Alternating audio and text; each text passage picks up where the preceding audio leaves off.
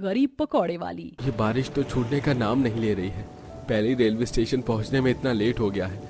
अभी तक कितनी ट्रेन स्टेशन से निकल गई होंगी।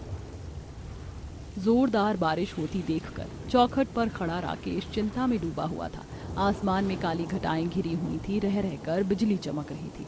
खांचे के अंदर दोनों सास बहू झाल मुड़ी तैयार कर रही थी। सुधा बहू, मैंने झाल मुड़ी में मिर्च मसाले मिला दिया है, तो नींबू निचोड़ दे। माँ जी, अगर अभी नींबू निचोड़ दूंगी तो झाल मुड़ी 1-2 घंटे में पूरी सील जाएगी, और आप तो देख ही रही हैं सुबह से ही तगड़ी बारिश हो रही है। पता नहीं राकेश जी बेचने कितनी देर में जाएंगे। तभी राकेश चौखट पर से अंदर आकर कहता है, सुधा, ऐसा करो, बाल्टी पर पन्नी बांध दो ताकि झाल मुड़ी गीली होकर खराब ना हो। बारिश छूटने का इंतजार करने से कोई फायदा नहीं है। पूरे आसमान में काली घटाएं छा रखी हैं। आज सारा दिन बारिश लगी रहेगी। तभी इस बार काफी भयंकर बिजली कड़कती है, जिससे रुचि डर जाती है। मम्मी, मुझे डर लग रहा है। पापा आप आज रेलवे स्टेशन मत जाओ, रोड पे पानी भरा है। बिटिया, झालमुड़ी बेचने जाएंगे तभी तो पैसे कमा कर अपनी रानी बेटी के लिए चीजी खरीद कर लाऊंगा ना। सच्ची मुच्ची पापा?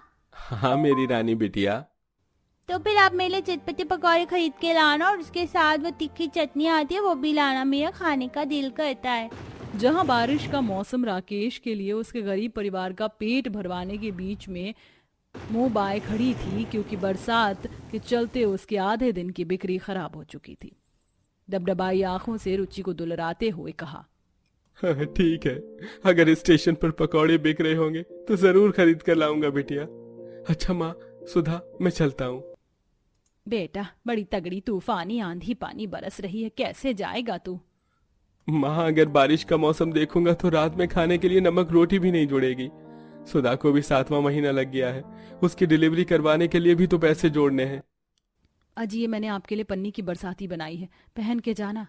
अच्छा, तभी मैं सोचूं कल पन्नी जोड़ जोड़ कर तू ये बरसाती बना रही थी। सुधा बहू तू गर्भवती है, थोड़ा आराम भी किया कर। माँ जी, सुबह की रोटी पानी बनाने के बाद पूरा दिन काम ही क्या बचता है, टाइम ही नहीं कट रहा था तो बना दिया। वैसे ये पानी की बरसाती बहुत टिकाऊ है, भीगने से बचाव हो जाएगा। कब से सोच रहा था रेनकोट खरीदने को, मगर जब से बरसातें लगी हैं झालमुड़ी बेचकर रोटी खाने का खर्चा ही मुश्किल से निकल पा रहा है। कुछ ही देर में राकेश रेलवे स्टेशन पर आ जाता है, जहां यात्रियों की खूब भीड़ भाड़ थी। प्लेटफॉर्म पर छोले भटूरे वाले से लेकर आलू पूरी पकौड़े वाले की रेडी पर जमकर भीड़ थी।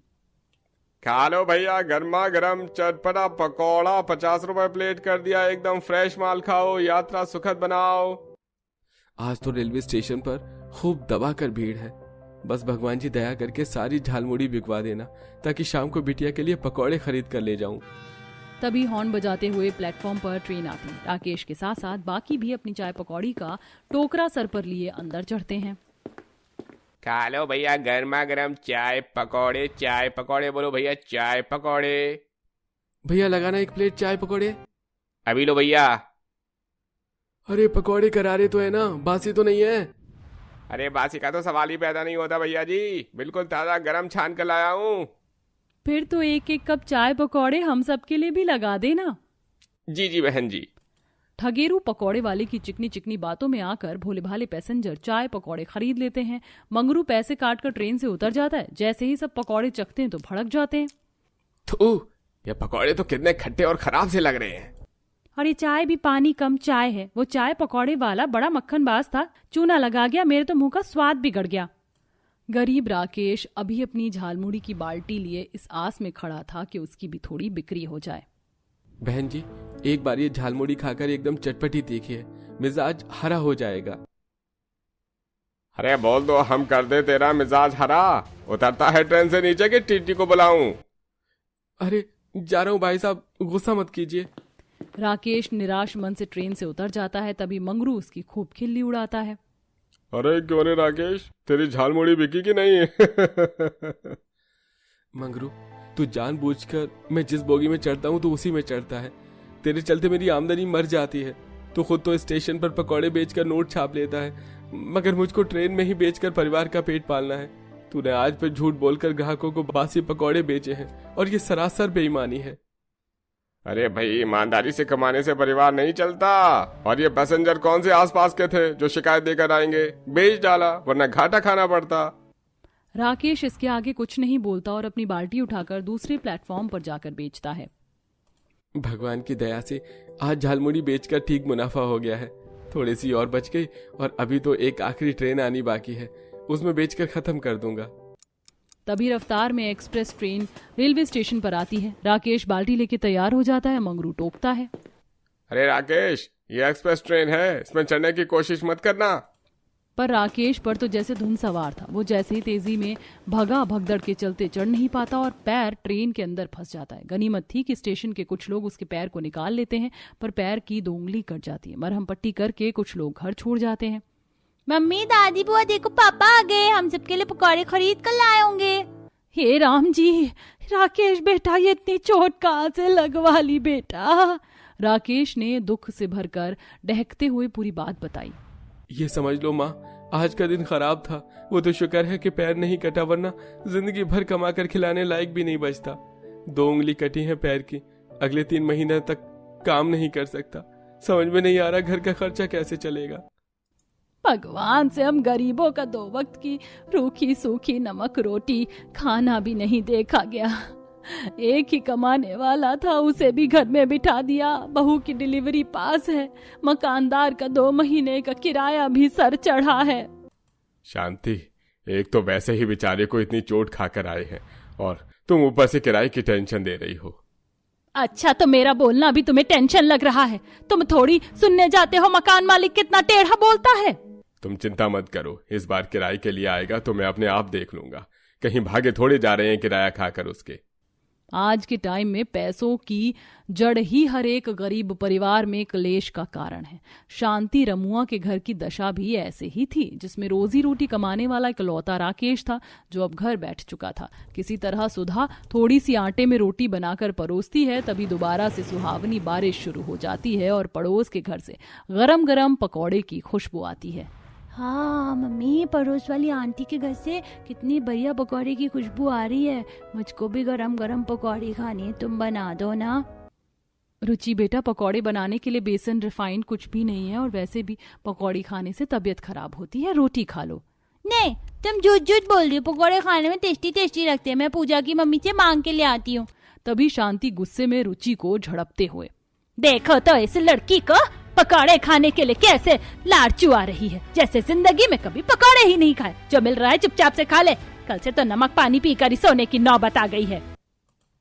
शांति के कुड़कुड़ाने पर सुधा नरम लहजे से बोली, माँ जी, मेरे होते मेरे परिवार को भूखे रहने की नौबत नहीं आने दूंगी। कल से राकेश जी के बदले मैं जाकर झालमुड़ी बेचूंगी। तड़के सुबह उठकर सुधा रसोड़े के काम निपटाने में लगती है। हे भगवान, डिब्बे में तो एक मुट्ठी आटा भी नहीं बचा जो माँ जी बाबूजी के लिए रोटी बना दूं। क्या करूं? मजबूर होकर सुधा पड़ोसन मनोरमा के यहाँ आती है। मनोरमा बहन, थोड़ा सा आटा मिलेगा? वो मेरे घर का राशन खत्म हो गया है, 2-4 दिन में भरवा लूंगी तो दे दूंगी। इसमें इतना हिचकने की क्या बात है? दुख में तो एक पड़ोसी दूसरे पड़ोसी के काम आता है। रुको, मैं लाती हूँ। मनोरमा रसोई में से आटा, चना और साथ में कुछ लौकी, आलू, प्याज वगैरह भी ला कर देती है।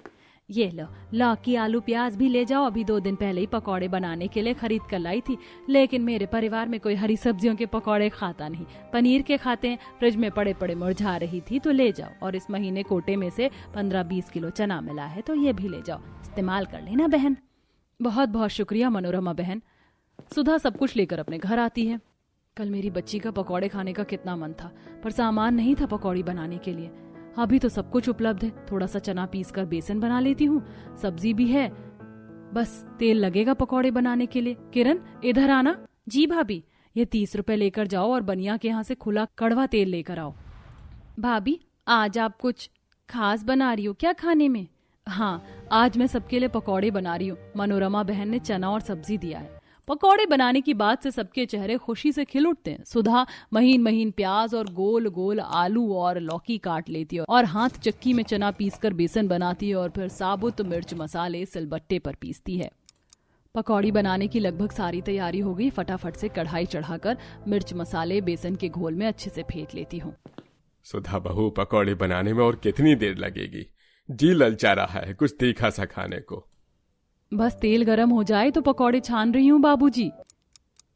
कुछ देर में गर्भवती सुधा गर्मा गर्म पकौड़ी चटनी के साथ सबको परोसती है, जिसे पूरा ससुराल चटकारे लेकर खाता है। वाह भाई बहू, पकोड़े बनाने में तूने तो नथुलाल हलवाई का हाथ फेल कर दिया। इतने फुलकेदार चटपटे पकोड़े बने हैं। सच में बहू, तेरे बनाए पकौड़े का स्वाद इतना बढ़िया है कि खाते ही स्वाद मुंह में घुल गया। तुमको मालूम है सुधा, ऐसे चटकदार पकौड़े अगर रेलवे स्टेशन पर बनाकर बेचो तो मंगरू पकौड़े वाले की तो बिक्री ही बंद हो जाएगी। मंगरू पकौड़े वाला? अजी ये कौन है?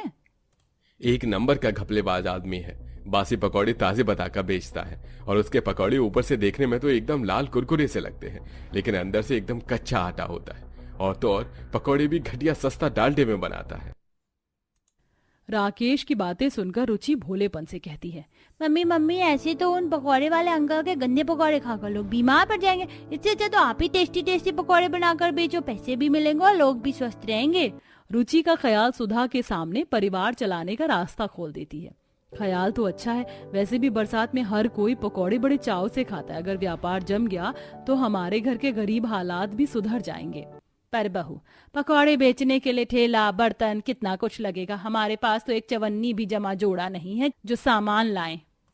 माँ जी, मैं सोच रही हूँ पहले शुरुआत थोड़े में करके देखती हूँ, अगर बिक्री अच्छी निकली तो फिर ठेला ले लूंगी। पैसों की किल्लत के चलते कम खर्च में ही पकौड़े बनाने बेचने का वो जुगाड़ लगाती है। भरो आलू, प्याज, घिया, गोभी, बैंगन, मटर बिल्कुल सस्ते भाव में। ये माल के मंदे भरो आलू प्याज 20 रुपए किलो। भाई साहब, घिया गोभी कैसे हैं? सारा सौदा 20 रुपए किलो है बहन जी। 5 किलो गोभी, 5 किलो घिया तौलना। देख लो बहन जी, आलू प्याज भी एकदम चुनिंदा है। वो तो बस बारिश का पानी लग गया है तो खराब होने के चलते बेच रहा हूँ। बढ़िया पकौड़े बनेंगे, देसी प्याज है भैया, आलू भी पहाड़ी है। ठीक है, फिर कर दो। सब्जी खरीद कर बूंदाबांदी में भीगते हुए सुधा घर आकर हाथ चक्की में चना पीस कर बेसन निकालती है और अगले दिन पकौड़ी चटनी बनाकर टोकरी में भरकर रेलवे स्टेशन पर आती है, जहां ठंडी ठंडी हवा चलने के साथ हल्की हल्की बूंदाबांदी हो रही थी। पकौड़े खा लो, पकौड़े, चटपटे पकौड़े, तीखी तीखी चटनी के साथ 10 रुपए प्लेट भैया। गर्मा गर्म पकौड़े की खुशबू से रेलवे स्टेशन पर बैठे यात्री गरीब पकौड़े वाली के पास खाने के लिए खींचे चले आते हैं। मम्मी मम्मी मुझको भी चटपटे पकौड़े खाने हैं, मुझको पकौड़े दिलवा दो प्लीज। ठीक है बेटा, अभी दिलवाती हूँ। बहन जी जरा 2 प्लेट पकौड़े देना। जी, अलग अलग दूं या एक ही जगह 20 के कर दूं? एक ही में कर दो बहन।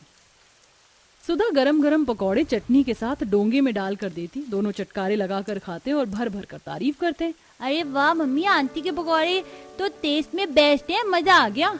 ये लो 50 रुपए। मेम साहब छुट्टे तो नहीं है मेरे पास, अभी अभी बोनी की है। कोई नहीं आंटी, आप बाकी के पैसे की हमें पकौड़े दे दीजिए, मैं ट्रेन में खाऊंगा। पहले पहले ग्राहक से ही गरीब पकौड़े वाली 50 के पकौड़े बेचती है। दिन भर में बारिश में रेलवे स्टेशन पर घूम घूम कर पकौड़ी बेचकर उसकी अच्छी बिक्री निकल जाती है।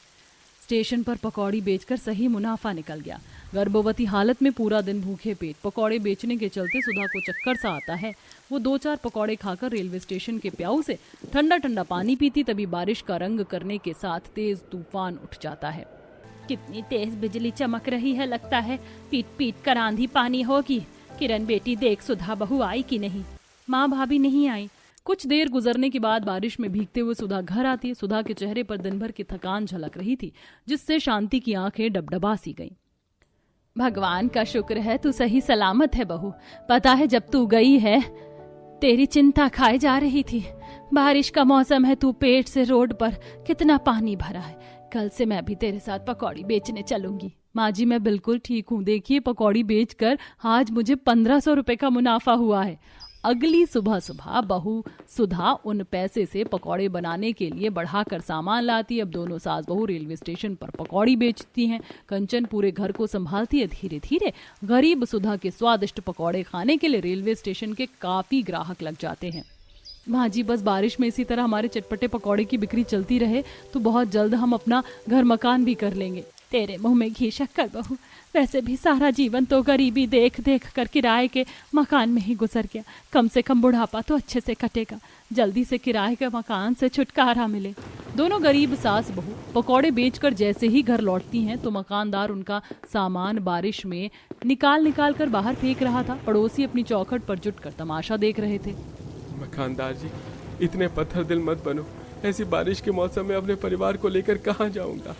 अरे भाड़ में जाओ, मुझे उससे कोई लेना देना नहीं है। तुम जैसे लीचट किराएदार को रखकर मैं तो बड़ा पछता रहा हूँ, समझे? मैंने अपना मकान इज्जतदार किराएदार को चढ़ाया है, अब तुम लोग फूटो यहाँ से।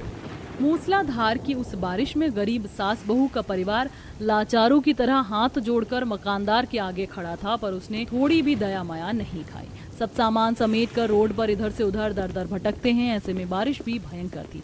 बादल इतनी तेज गरज रहे थे मानो अभी फट जाएगा। अच्छा मम्मी डर लग रही है, घर चलो ना। पूरा का पूरा गरीब परिवार ही तूफानी बारिश में सर से पैर तक तरतर हो चुका था। बच्ची की खराब हालत देखकर सुधा का कलेजा फट गया। तो ऊपर वाले ने हमसे घर छीन लिया बिटिया। माँ जी वैसे भी रात हो गई, रेलवे स्टेशन पर चलते वही रात का टाइम काट लेंगे। पूरा गरीब परिवार बारिश में भीगे भूखे प्यासे ठोकर खाते खाते रेलवे स्टेशन के प्लेटफॉर्म पर आते। तभी कीचड़ मचा देख स्टेशन मास्टर नाक चढ़ाते हुए, अबे ओ चलो फूटो यहाँ से, साफ सुथरा प्लेटफॉर्म पर कीचड़ मचा दिया। काका हमारा घर बारिश में उजड़ गया, अभी के लिए हमें यहाँ रहने दीजिए। अरे तू तो वही पकौड़े वाली है ना जो रेलवे स्टेशन पर रोज पकौड़े बेचती है? जी काका, ये मेरा परिवार है। भगवान ने बहुत जुल्म ढाया है हम पर इस बारिश में।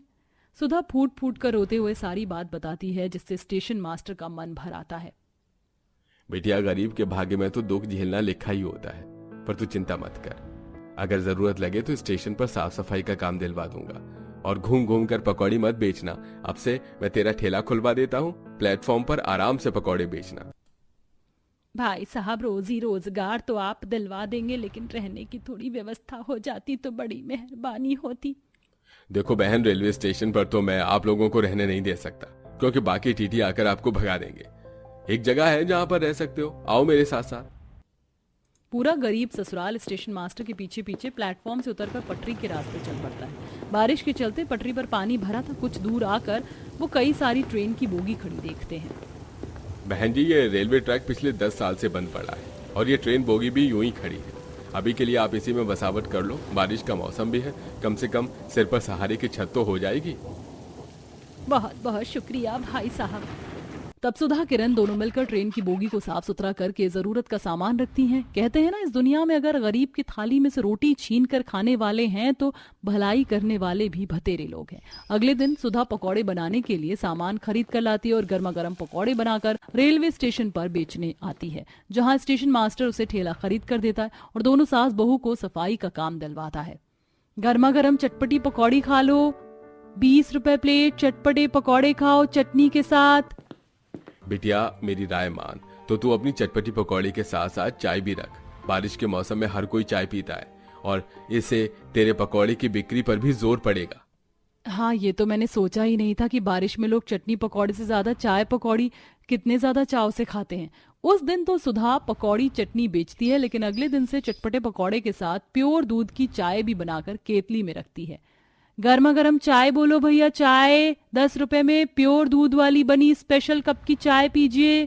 बारिश के ठंडे सुहाने मौसम में जायकेदार चाय पीने के लिए लोगों की भीड़ जमा हो जाती है। बहन जी, 1 कप गर्मा गर्म चाय देना। अभी लीजिए भैया। वैसे भैया जी, मेरे यहाँ के चटपटे पकौड़ी बड़े स्वादिष्ट हैं, नाश्ता करना पसंद करेंगे?